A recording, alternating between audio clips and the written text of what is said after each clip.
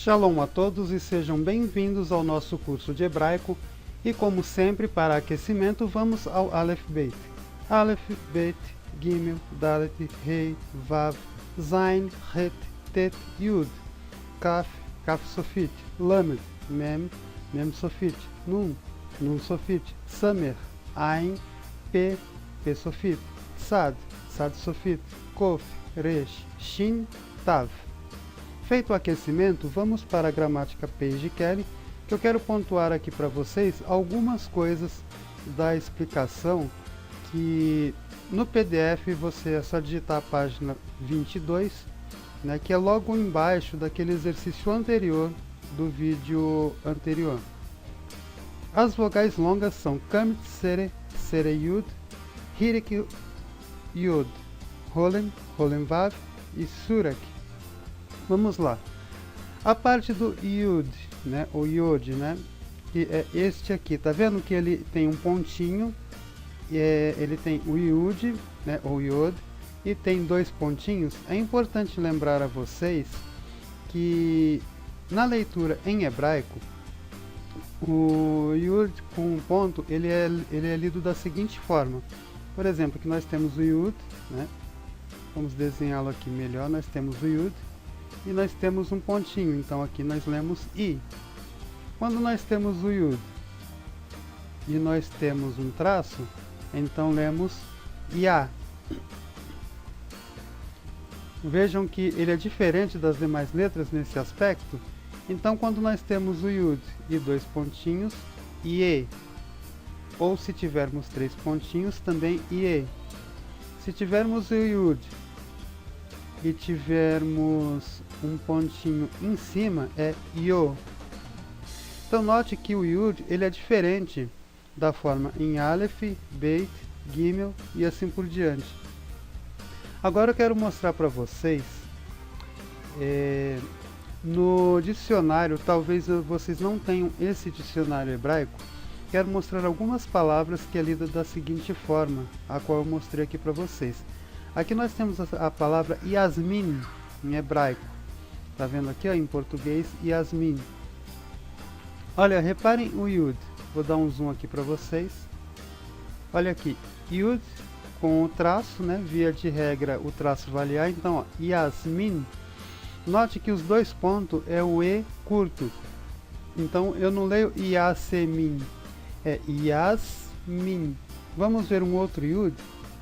Aqui, ó, nesta palavra aqui, por exemplo, na Hazir Ya'ar. Note que quando tem o Ain, ele sofre um pequeno corte da letra anterior. Você não pronuncia emendado Ya'ar, é Ya'ar.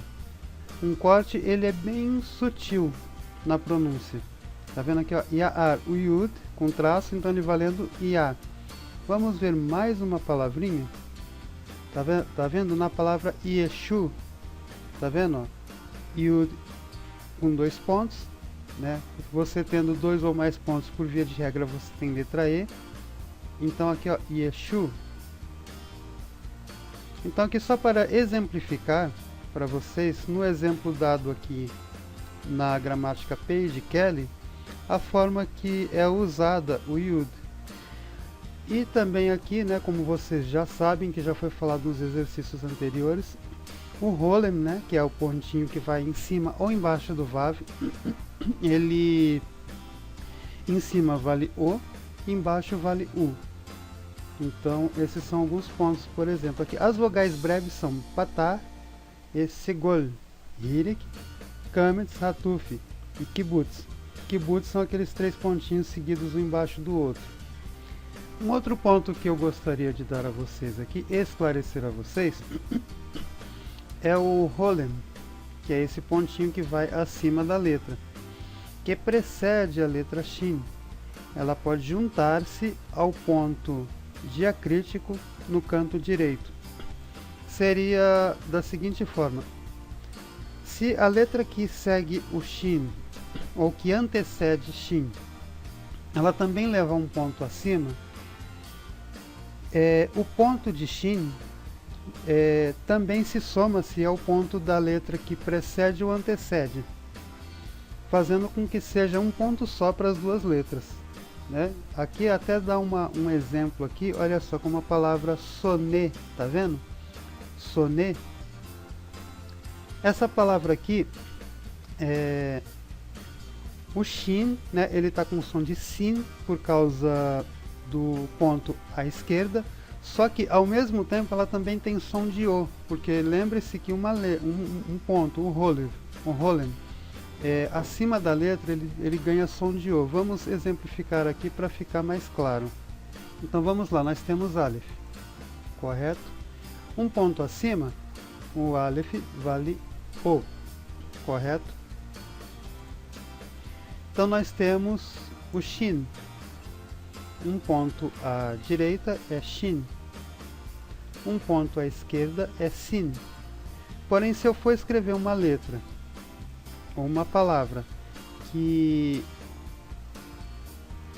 a inicial tenha o som de So e eu vou usar Shin, o mesmo ponto que usa-se para determinar que Shin é Sin, também usa-se para determinar que aqui vai ser pronunciado como Sin mais O, que é o caso desta palavra aqui, olha, sonê. Veja que só tem um ponto. Shin não precisa de levar 2 pontos na última palavra para poder indicar que ali é um O.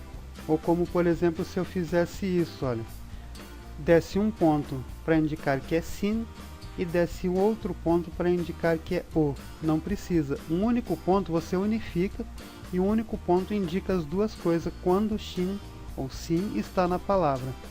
Aqui como, por exemplo, na palavra Moshe. Veja que tem um ponto que antecede Shin. Você tem um ponto para indicá-lo como Mem mais O. E você em seguida tem o Shin de Moshe. Nesse caso também você não precisa ter 2 pontos para indicar que Shin é Shin mesmo ao invés de Sin.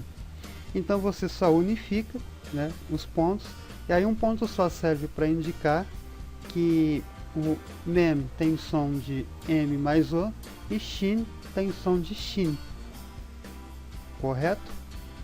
Rolen Vav são frequentemente usados de modo intercambiável.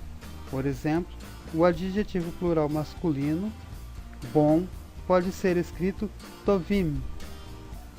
Um outro ponto que eu gostaria de ajudar a esclarecê-los e a fixar bem na mente de vocês é a forma que é usada, por exemplo, Yud Vav.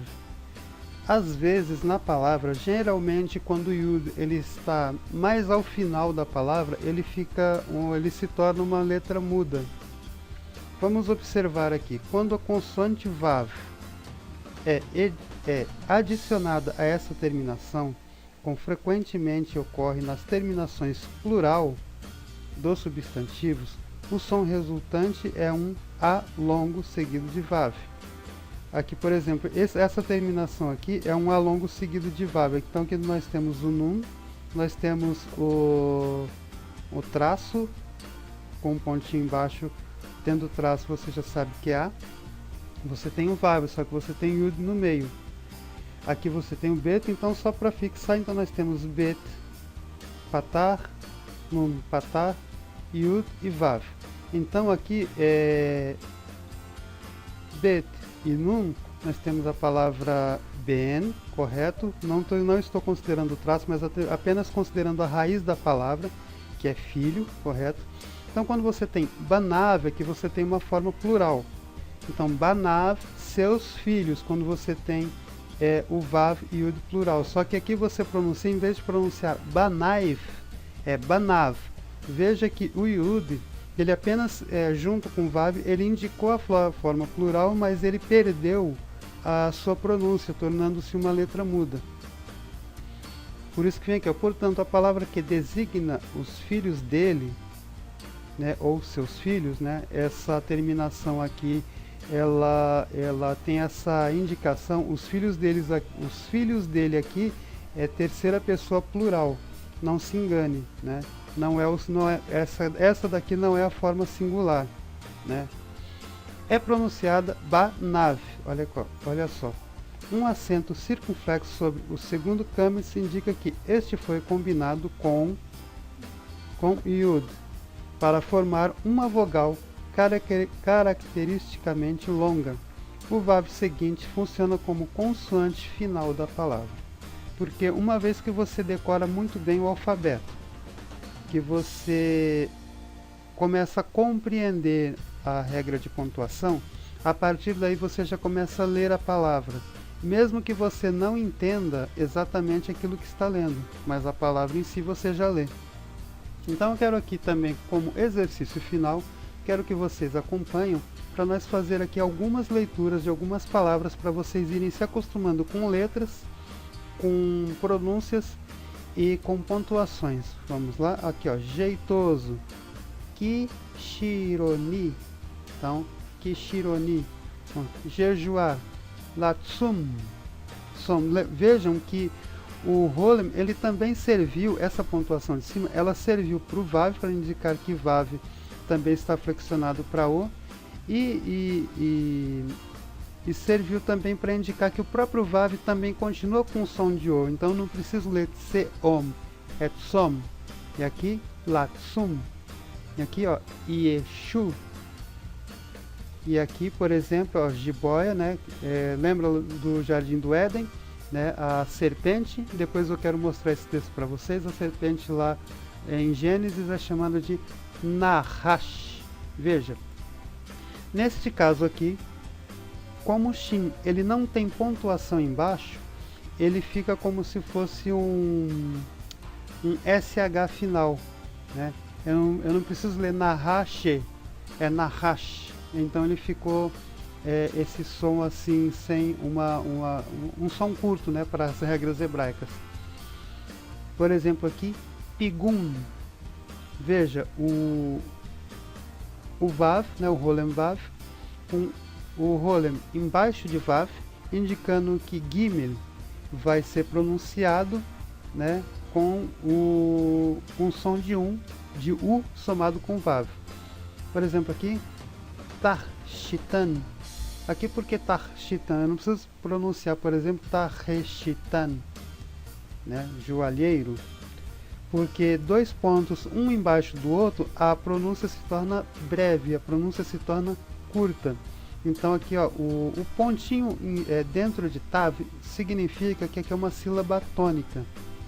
Aqui significa que Tav é uma sílaba tônica, por isso eu vou falar Tav com mais força, Tarshitan.